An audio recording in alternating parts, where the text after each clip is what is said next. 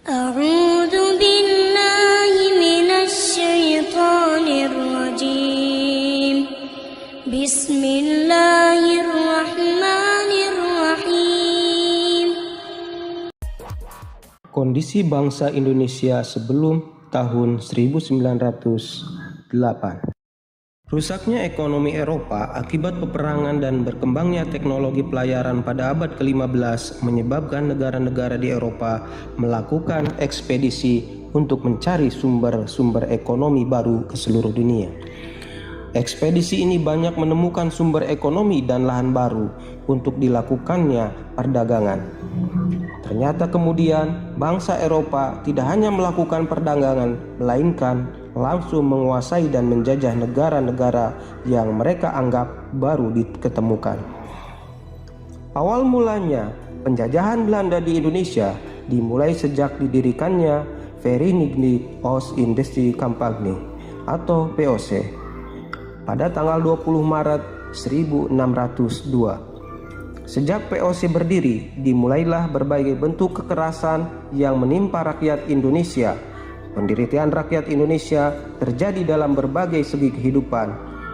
Di berbagai daerah, VOC melakukan tindakan dengan melaksanakan politik divide et impera atau adu domba, yaitu saling mengadu domba antara kerajaan yang satu dan kerajaan yang lain atau mengadu domba di dalam kerajaan itu sendiri.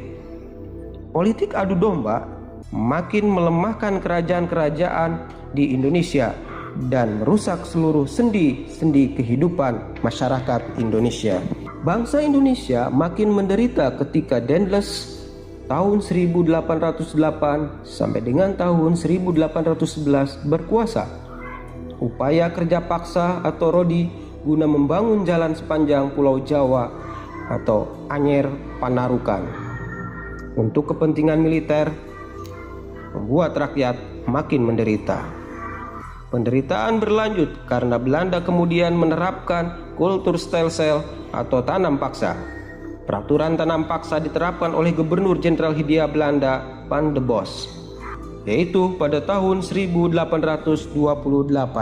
Sistem tanam paksa mewajibkan rakyat menanami sebagian daerah sawah dan atau ladangnya dengan tanaman yang ditentukan oleh pemerintah dan hasilnya diserahkan kepada pemerintah.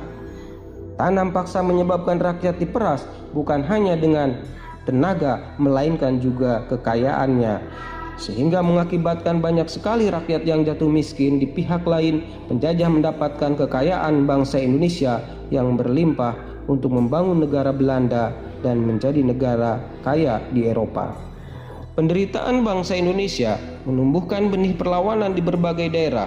Perjuangan melawan penjajah dipimpin ulama atau kaum bangsawan. Sultan Hasanuddin di Sulawesi Selatan, Sultan Ageng Tirtayasa di Banten, Tuanku Imam Bonjol di Sumatera Barat, Pangeran Diponegoro di Jawa Tengah, memimpin perjuangan rakyat melawan penjajah. Perjuangan rakyat untuk mengusir penjajah belum berhasil. Hal ini disebabkan perjuangan masih bersifat kedaerahan dan belum terorganisasi secara modern. Penderitaan yang dialami bangsa Indonesia menyadarkan beberapa orang Belanda yang tinggal atau pernah tinggal di Indonesia, di antaranya Baron van Hove, Edward de Wisdekker, dan Mr. van Deventer. Edward de Wisdekker terkenal dengan nama samaran Multatuli, menulis buku Max Havelaar pada tahun 1860. Buku ini menggambarkan bagaimana penderitaan rakyat lebam di Banten akibat penjajahan Belanda. Mr. van Deventer mengusulkan agar pemerintah Belanda menerapkan politik balas budi atau ethics politik atau politik balas budi. Terdiri dari 3 program, yaitu edukasi, transmigrasi, dan irigasi. Atas desakan berbagai pihak, akhirnya pemerintah Belanda menerapkan politik balas budi.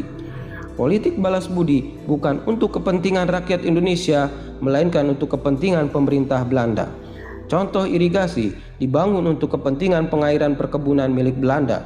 Pembangunan sekolah atau edukasi bertujuan untuk menyediakan tenaga terampil dan murah.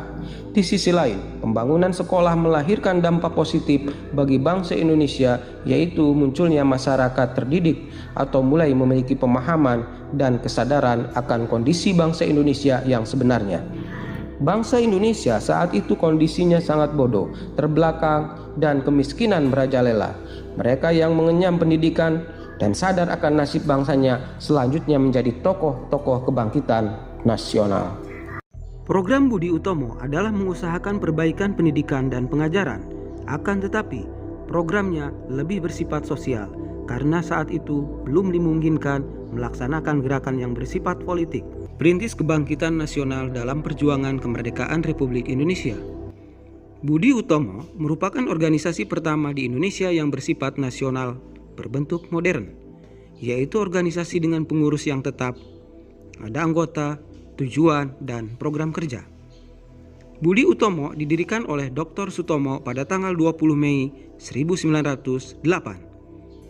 Pendirian Budi Utomo tidak terlepas dari penggagas atau pendorong lahirnya Budi Utomo, yaitu Dr. Wahidin Sudirohusodo.